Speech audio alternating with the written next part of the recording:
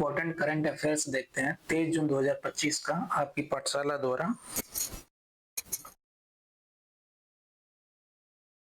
तो पहला प्रश्न है, विश्व ओलंपिक दिवस प्रतिवर्ष कब मनाया जाता है? क्या बोला, प्रतिवर्ष कब मनाया जाता है विश्व ओलंपिक? ए 26 जुलाई को, बी 23 जून को, सी 8 अगस्त को, या डी 17 मई को? ये मनाया जाता है विश्व ओलंपिक दिवस मनाया जाता है 23 जून को। प्रतिवर्ष 23 जून को विश्व ओलंपिक दिवस मनाया जाता है। विश्व ओलंपिक दिवस हर साल 23 जून को आधुनिक ओलंपिक आंदोलन की शुरुआत के उपलक्ष्य में मनाया जाता है। यह दिन 23 जून 1894 को पेरिस में फ्रांसीसी शिक्षक पियरे डी कुबर्टिन द्वारा पियरे डी कुबर्टिन द्वारा अंतर्राष्ट्रीय ओलंपिक समिति की स्थापना के उपलक्ष्य में मनाया जाता है। तब जो हुआ था, ये 23 जून 1894 को इसकी स्थापना हुई थी आईओसी की। किसके द्वारा? ये फ्रांसीसी शिक्षक है Pierre de Coubertin. Pierre de Coubertin है, इनके द्वारा अंतर्राष्ट्रीय ओलंपिक समिति की स्थापना किया गया था। इसके उपलक्ष्य में 23 जून को विश्व ओलंपिक दिवस मनाया जाता है हर साल। ओलंपिक दिवस का विचार 1948 में आया।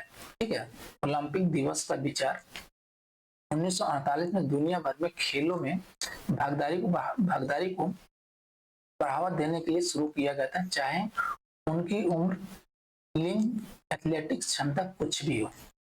इस उत्सव की थीम अक्सर वर्ष और क्षेत्र के अनुसार बदलती रहती है। जैसे भारत का लेट्स मूव प्लस इंडिया, जो ओलंपिक भावना के सम्मान में शारीरिक गतिविधियों को प्रोत्साहित करता है। अगला प्रश्न है, किस देश ने अंडर 23 एशियाई कुश्ती चैंपियनशिप 2025 में पुरुष और महिला दोनों फ्री स्टाइल रैंकिंग में शीर्ष स्थान हासिल किया? ये भारत, बी जापान, सी ईरान, या डी कजाकिस्तान? तो ये कौन सा देश है? ये भारत में दोनों पुरुष और महिला दोनों फ्री स्टाइल टीम रैंकिंग में शीर्ष स्थान हासिल किया है। इसमें अंडर 23 एशियाई कुश्ती चैंपियनशिप यहाँ पे हुआ था वियतनाम के वुगताओ में आयोजित किया गया था। वियतनाम के वुगताओ में आयोजित अंडर 23 एशियाई कुश्ती चैंपियनशिप 2025 में भारत ने पुरुष फ्री स्टाइल में टीम रैंकिंग में शीर्ष स्थान हासिल करके और महिला फ्री स्टाइल टीम का खिताब हासिल करके उल्लेखनीय प्रदर्शन किया है। भारतीय महिला पहलवानों ने 4 स्वर्ण और 5 रजत सहित कुल 10 श्रेणियों में पदक जीतकर प्रभावशाली प्रदर्शन किया।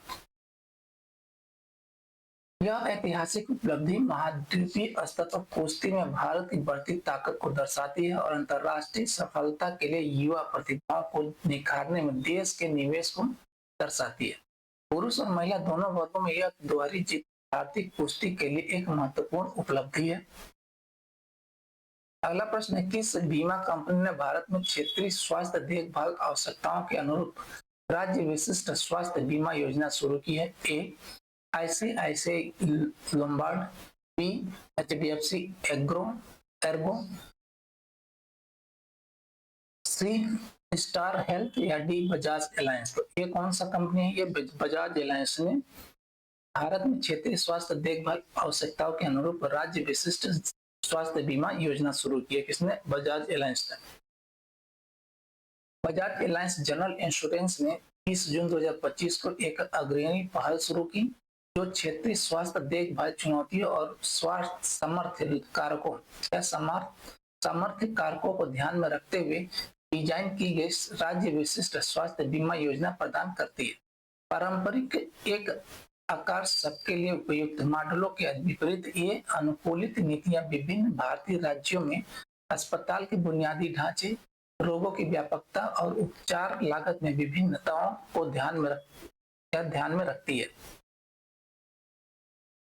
यह कदम विशेष रूप से शहरी निम्न मध्यम वर्ग, ग्रामीण मध्यम वर्ग और लापता मध्यम वर्ग पर लक्षित है। वे वर्ग जो आयुष्मान भारत या मानक निजी बीमा के अंतर्गत कवर नहीं होते। राज्य विशिष्ट आंकड़ों के आधार पर प्रीमियम में 10 से 15% का आयोजन करके बजाज एलायंस का लक्ष्य महत्वपूर्ण कवरेज अंतराल पाटना और भारत में सार्वभौमिक स्वास्थ्य कवरेज के लक्ष्य का समर्थन करना है। अगला प्रश्न है संयुक्त राष्ट्र लोक सेवा दिवस। संयुक्त राष्ट्र लोक सेवा दिवस प्रतिवर्ष किस तिथि को मनाया जाता है? ए 23 जून को, बी 25 जून को, सी 20 दिसंबर को, या डी 15 जुलाई को। तो ये मनाया जाता है, ये सॉरी ये नहीं, ये 23 जून को मनाया जाता है ये, ठीक है। संयुक्त राष्ट्र लोक सेवा दिवस प्रतिवर्ष 23 जून को मनाया जाता है। संयुक्त राष्ट्र लोक सेवा दिवस हर साल 23 जून को मनाया जाता है। इस दिन को संयुक्त राष्ट्र महासभा द्वारा 20 दिसंबर 2002 को प्रस्ताव 57/277 के माध्यम से आधिकारिक रूप से मान्यता दी गई थी। यह दिन समुदाय के लिए लोक सेवा के मूल्य और सद्गुणों को मान्यता देता है और विकास प्रक्रिया में लोक सेवा के योगदान पर प्रकाश डालता है। 2025 में संयुक्त राष्ट्र लोक सेवा मंच का आयोजन इसी महत्वपूर्ण दिन के अवसर पर 23 से 25 जून तक उज्बेकिस्तान के समरकंद में किया जाएगा, ठीक है। 23 जून की तिथि को लोक प्रशासन के महत्व को मनाने और उसकी वैश्विक मान्यता के लिए महत्वपूर्ण है। अगला प्रश्न है कौन सा देश पहली बार 2025 विश्व पैरा एथलेटिक्स चैंपियनशिप की मेजबानी कर रहा है? ये Bharat, B Brazil, C Germany, या डी दक्षिण अफ्रीका। तो इसका नाम कौन है? ये भारत है जो पहली बार विश्व पैरा एथलेटिक्स चैंपियनशिप की मेजबानी कर रहा है 2025। भारत पहली बार 2025 विश्व पैरा एथलेटिक्स चैंपियनशिप की मेजबानी करने के लिए तैयार है, जो देश के खेल जगत में एक ऐतिहासिक क्षण होगा। यह आयोजन 27 सितंबर से लेकर के 5 अक्टूबर तक नई दिल्ली के जवाहरलाल नेहरू स्टेडियम में आयोजित किया जाएगा। कब से? 27 सितंबर से लेकर के 5 अक्टूबर तक। कहाँ पर होगा? नई दिल्ली के जवाहरलाल नेहरू स्टेडियम में आयोजित किया जाएगा। 100 दिनों की उल्टी गिनती का जश्न मनाने के लिए भारत ने इस आयोजन का आधिकारिक लोगो और शुभंकर विराज लॉन्च किया, यानी कि उसका लोगो और शुभंकर क्या है? विराज।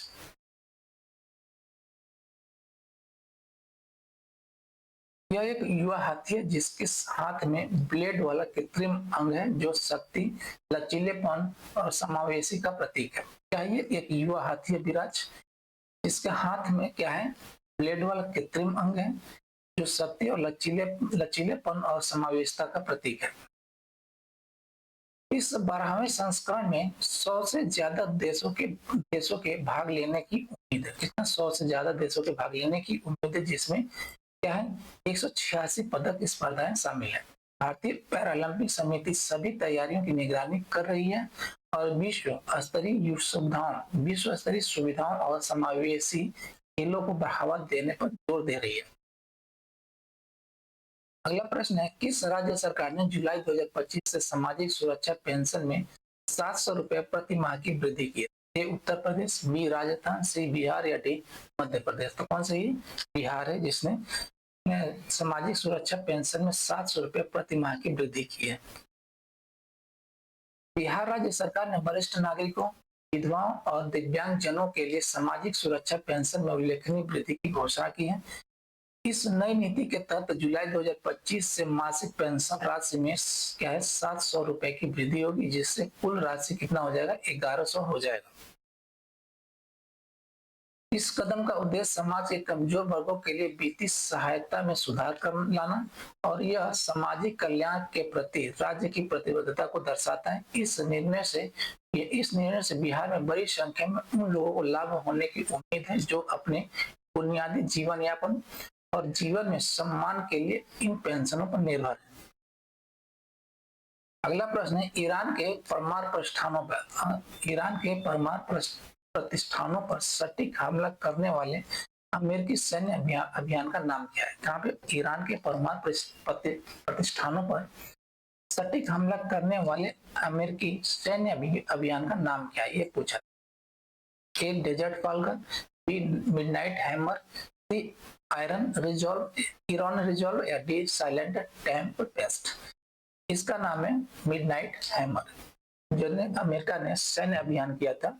इस पर ईरान के परमाणु प्रतिष्ठानों में का नाम दिया गया midnight hammer. Operation midnight hammer Iran की परमाणु क्षमताओं को कमजोर करने के उद्देश्य से एक बेहद गोपनीय अमेरिकी मिशन का कोड नेम था। इस ऑपरेशन में स्टील्थ B-2 स्पिरिट बम वर्षक पनडुब्बियों से दागी जाने वाली टॉमहाक क्रूज मिसाइलें और उन्नत इलेक्ट्रॉनिक युद्धक उपकरणों का एक जटिल संयोजन शामिल था। सावधानी पूर्वक योजनाबद्ध और क्रियान्वित इस मिशन ने ईरान के प्रमुख परमाणु स्थलों फोर्डो, नातांज और इस्फहान को सर्जिकल सटीकता के साथ निशाना बनाया। इसने उड़ान के दौरान ईंधन भरने, वैश्विक समन्वय और सामरिक आश्चर्य को बनाए रखने के लिए छल कपट की रणनीतियों से जुड़े जटिल हमले करने की अमेरिका की क्षमता का प्रदर्शन किया। इस ऑपरेशन ने अमेरिकी सेना के उस रणनीतिक उद्देश्यों को भी उजागर किया जिसके तहत पूर्ण पैमाने पर संघर्ष को भड़काए बिना खतरों को बेअसर करना था। अगला प्रश्न है, भारत में समावेशी डिजिटल बैंकिंग में उत्कृष्ट योगदान के लिए किस संगठन ने डिजिटल भुगतान पुरस्कार 2024-25 जीता? A, Bharatiya State Bank, B, Paytm Payment Bank, C, India Post Payment Bank या डी, एयरटेल पेमेंट्स बैंक। तो इसका ये इनाम जीता है कौन सा? डिजिटल भुगतान पुरस्कार 2024-25 का इनाम जीता है किसने? ये जीता है ये इंडिया पोस्ट पेमेंट्स बैंक। डाक विभाग के अंतर्गत संचालित पूर्णतः सरकारी स्वामित्व वाली digital bank India Post Payment bank को वित्त मंत्रालय द्वारा प्रस्तुत डिजिटल भुगतान पुरस्कार 2024-25 से सम्मानित किया गया।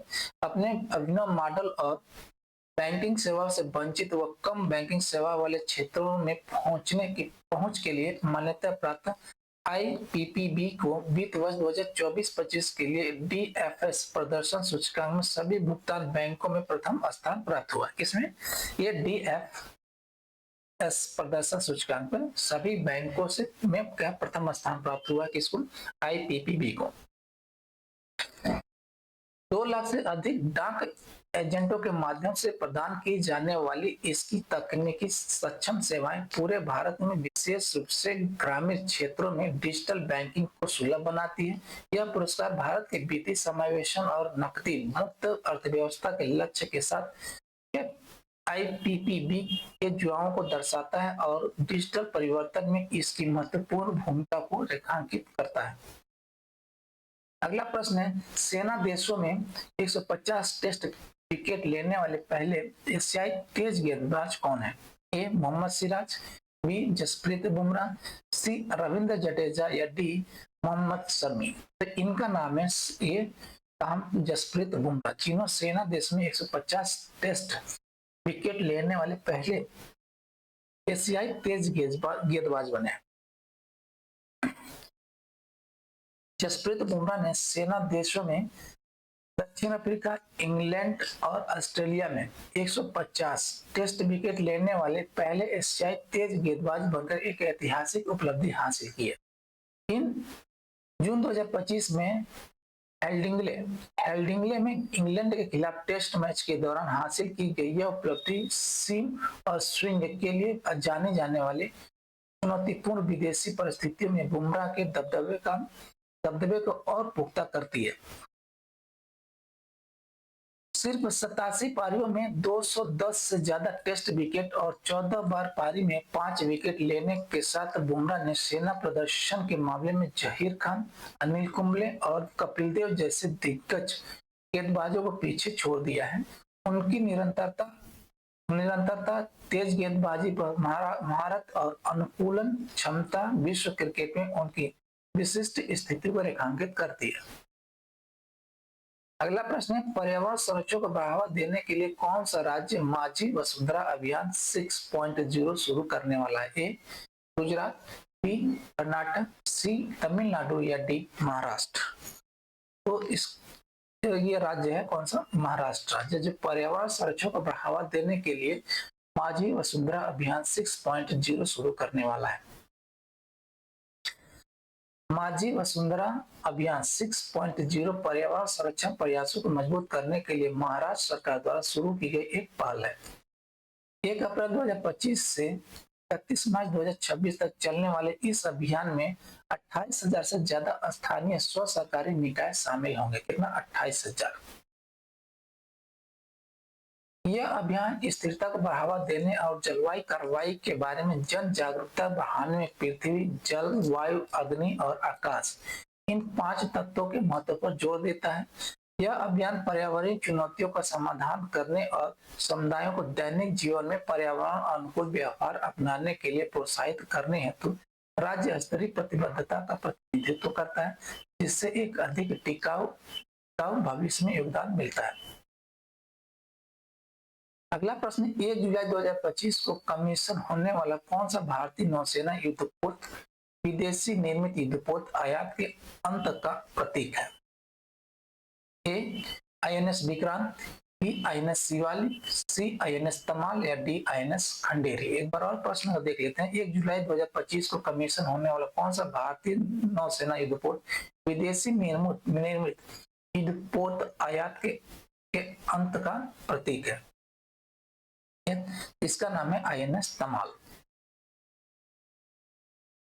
INS तमाल रूस में निर्मित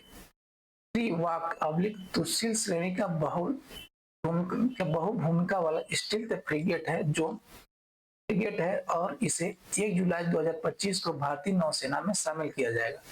तब 1 जुलाई 2025 को